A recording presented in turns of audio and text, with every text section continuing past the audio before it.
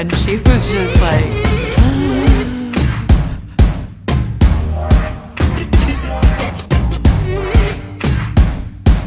My name is Mike Gaston. I am the CEO and founder of Cut.com.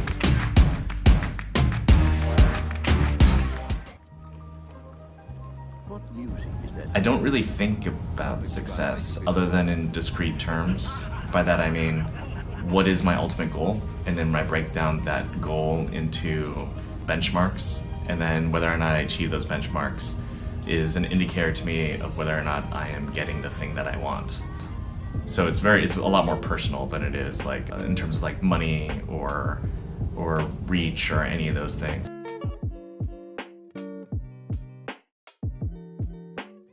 Technology has made communication so easy and instantaneous that we're all kind of like flooded with inputs.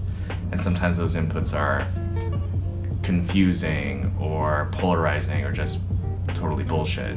If everything is really confusing, then it's really easy to be prescriptive and tell people what to think. Oh, you're so confused, here, this is what you need to believe. And then if people believe those things, then it's really easy to pander to them. Okay, you believe these things? Here's more things to validate that belief. And then what happens is like a loss of kind of the ability to navigate complicated issues. So the inspiration around Cut has always been about, is it possible to create a media company that doesn't simplify things for people, but is really more about making them comfortable with complication?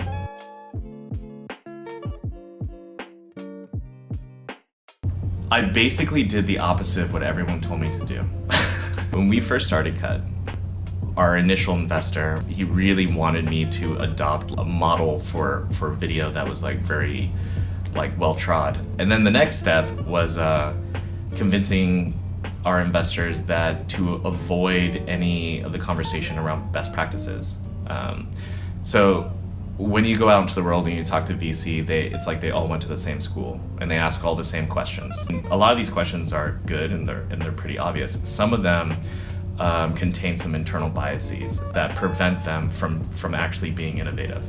And by that I mean they might look at a company like a BuzzFeed or a Vox or a Vice, and they will go, wow, look at what they're doing. Look at all the money that they're making.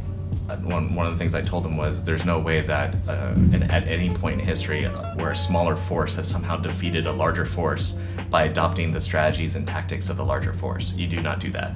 Like the way you have to act within an industry when you have no resources and are very small is to behave like an insurgent and kind of like really do the opposite of what everybody else is doing. And so that's kind of what we did. We did the opposite, and as a result we're one of the few media companies that's actually profitable just off of our programmatic advertising.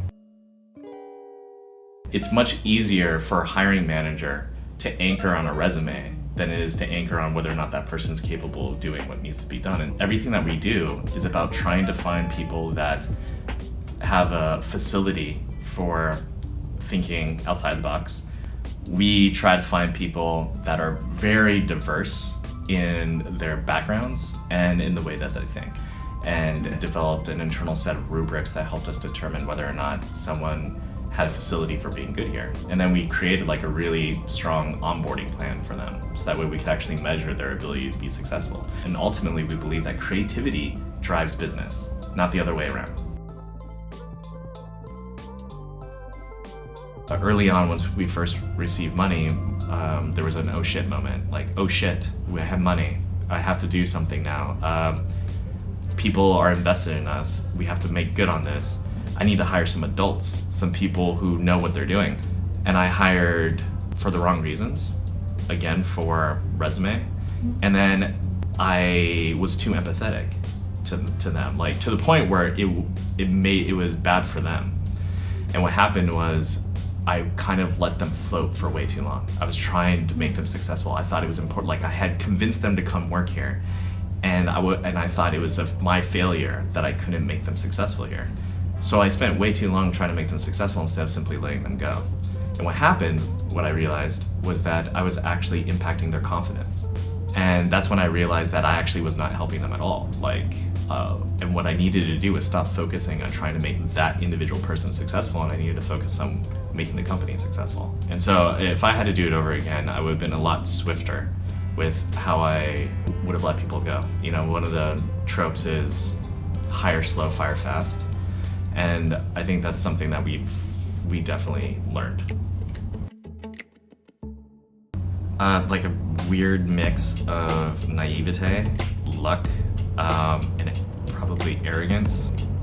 But I think like the thing that really makes somebody successful is somebody who knows how to communicate really, really well their vision for what they're building and how to achieve that vision with literally every part of your business. You know, someone early on told me the hardest part about being a CEO of a company you're starting is being in the weeds on things.